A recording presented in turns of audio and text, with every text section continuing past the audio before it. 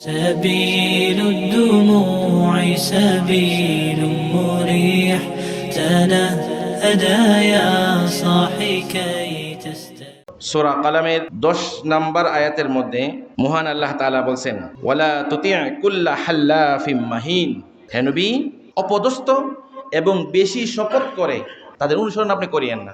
এই আয়াতের ব্যাপারে ইমাম ফখরুদ্দিন রাজি রাহিমাহুল্লাহ তাফসীরুর রাজির মধ্যে উল্লেখ করেছেন, মক্কার মধ্যে একজন মুশরিক ছিল, নাম হচ্ছে ওয়ালিদ ইবনে মুগীরা।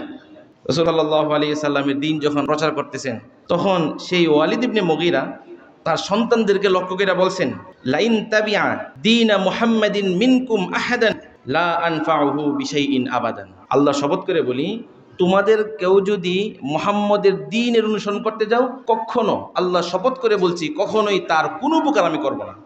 আমার সন্তান হইতে পারো তুমি, কিন্তু মুহাম্মদের দ্বীন অনুসরণ করতে গেলে আমি তোমাকে কোনো উপকার করব না। আমার সন্তান বলি তোমাকে আমি হিসাব করব না, তোমাকে কোনো উপকার করব না। তো এই আয়াতের ব্যাপারে এটা একটা বর্ণনা। ইবনে আব্বাস রাদিয়াল্লাহু তাআলা বলছেন যে আবু জাহেল এই আয়াত দ্বারা অর্থাৎ বেশি শপথ কে করে, লোকটা হচ্ছে আবু জাহেল। ইমাম মুজাহিদ রহমতুল্লাহি আলাইহি বলছেন এই আয়াত দ্বারা উদ্দেশ্য হচ্ছে আসওয়াদ ইবনে আবদে ইয়াগুস। আর ইমাম সুদ্দি রাহিমাহুল্লাহ ওনার তাফসীরের কিতাবের মধ্যে উনি বলছেন আখনাস ইবনে শারিক। অর্থাৎ তাহলে বিভিন্ন তাফসীরকারগণ বিভিন্ন কথা বলেছেন। এর দ্বারা মূল উদ্দেশ্যটা হচ্ছে যে মক্কার সামগ্রিকভাবে মুশরিকদের অবস্থাটা এমনই ছিল, বেশি থেকে বেশি কসম করতে, কিছু হইলেই আল্লাহ শপথ, কিছু হইলেই কসম, কিছু হইলেই কসম। কসম কারা করে? নিজের উপর তার কি নাই বিশ্বাস, এই জন্য তো কসম করতে যাই, মানে আমার নিজের উপর কি নাই বিশ্বাস না, তোমাকে আমি বিশ্বাস করার মতো আমার যোগ্যতা নাই, অতএব আসো কসম করি, আমরা কসম করি, আমরা সমাধান করি বিষয়টাকে। এই যে বেশি হলফ করতেছে, বেশি কসম করতেছে, তার অনুসরণ আপনি করেন না, সে তো অপদস্থ। সে কি অপদস্থ? অপদস্থ বেশি কসমকারীর অনুসরণ আপনি করেন না। রাসূলুল্লাহ সাল্লাল্লাহু আলাইহি ওয়াসাল্লামকে আল্লাহ তাআলা এই নির্দেশ দিয়েছেন।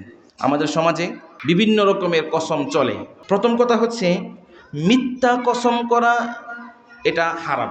আপনি গিয়ে সাক্ষী দিয়া বলেন আল্লাহর শপথ করে বলছি আমি তাকে দেখছি অপরাধটা করতে, এটা মিথ্যা কথা হইল না? মিথ্যা কথা, আল্লাহর কসম, আল্লাহর নামে কসম করছেন, এটা হারাম। 2 নম্বর হচ্ছে কসম যদি আল্লাহ তাআলা ছাড়া অন্য কারো নামে হয় তাহলে এটা শিরিক। কসম যদি আল্লাহ তাআলার নাম ছাড়া অন্য কারো নামে হয়, অন্য কোনো কিছুর হয়, তাহলে সেটা কি শিরিক।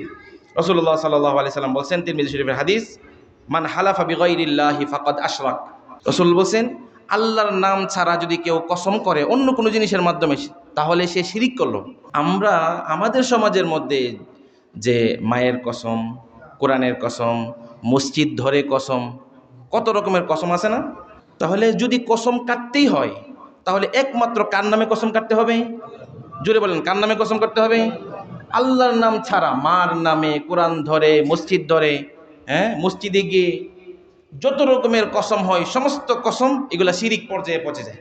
রাসূল বলছেন যে ব্যক্তি আল্লাহর নাম ছাড়া অন্য কারো নামে কসম করবে সেটা কি করলো? শিরিক করলো, আল্লাহর সাথে শিরিক করলো। তাহলে এর থেকে আমরা বেরিয়ে আসতে পারবো ইনশাআল্লাহ? কসম করতে হইলে কার নামে করতে হবে? এখন আল্লাহর নামেই করছে কিন্তু মিথ্যা কসম কয়, এটা কি বলেছে? কসম হুজুরে কয়ে দিয়েছে আল্লাহর নামে কসম করার জন্য, এই জন্য কসম করছে, ঠিক আছে, কিন্তু কথাটা কি কইছে? মিথ্যা। তাহলে কি হইলো? হারাম হলো না? প্রথম কথা হচ্ছে কসম যদি কেউ করে তাহলে এটা আল্লাহর নামে হতে হবে, তবে মিথ্যা হওয়ার সুযোগ নাই, মিথ্যা হওয়ার সুযোগ নেই। মিথ্যা হইলে তো হারাম। আর যদি আল্লাহর নাম ছাড়া অন্য কারো নামে কসম করে তাহলে সেটা কি শিরক। ধরেন কোনো ব্যক্তি কসম করলো যে আমি আল্লাহর নামে শপথ করে বলতেছি উমুককে আমি এখন থেকে আর খরচ দিব না, তাহলে একজন ব্যক্তিকে, একজন মুসলিমকে খরচ দেওয়া এটা ভালো কাজ না? কারণ আপনি তো রাগ করে কসম করছেন যে আমি আল্লাহ শপথ করে বলতেছি তাকে আমি কি দিব না, খরচ দিব না, আল্লাহর নামে কসম করতেছি। আচ্ছা, এখন খরচ না দেওয়া ভালো নাকি দেওয়া ভালো? না দেওয়া ভালো নাকি দেওয়া ভালো? দেওয়া ভালো, কিন্তু যে কাজটা ভালো কাজ সেই কাজের বিপরীতে গিয়ে আপনি কসম করছেন, তখন রাসূলুল্লাহ সাল্লাল্লাহু আলাইহি ওয়াসাল্লাম বলেন যদি এমন কসম কেউ করে ফেলে তাইলে সে ওই কাজটা করবে এবং কাফফারা দিবে, ওই কাজটা করবে এবং কি দিবে? কসমের কাফফারা পরিশোধ করবে। রাসূলুল্লাহ সাল্লাল্লাহু আলাইহি ওয়াসাল্লাম বলেন মান হালাফা আলা ইয়ামিনিন ফারআ গায়রাহা খায়রাম মিনহা, যে ব্যক্তি হলফ করলো, হলফ করার পরে, কসম করার পরে অতঃপর দেখছে যে এই কাজ থেকে তোর হলফটা না করা ভালো ছিল, তখন সেই জন্য কাফফারা দেয়। কসমের কাফফারার প্রথম হচ্ছে 10 জন মিসকিনকে 2 বেলা খাবার খাওয়াতে হবে, পেট ভরে।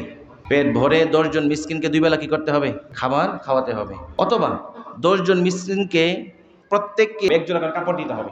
1 জোড়া করে কি দিতে হবে? কাপড় দিতে হবে। এরপরে যদি এটাও না পারে তাহলে লাগাতার 3 দিন রোজা রাখবে, এটা হলে কসমের কি কাফারা।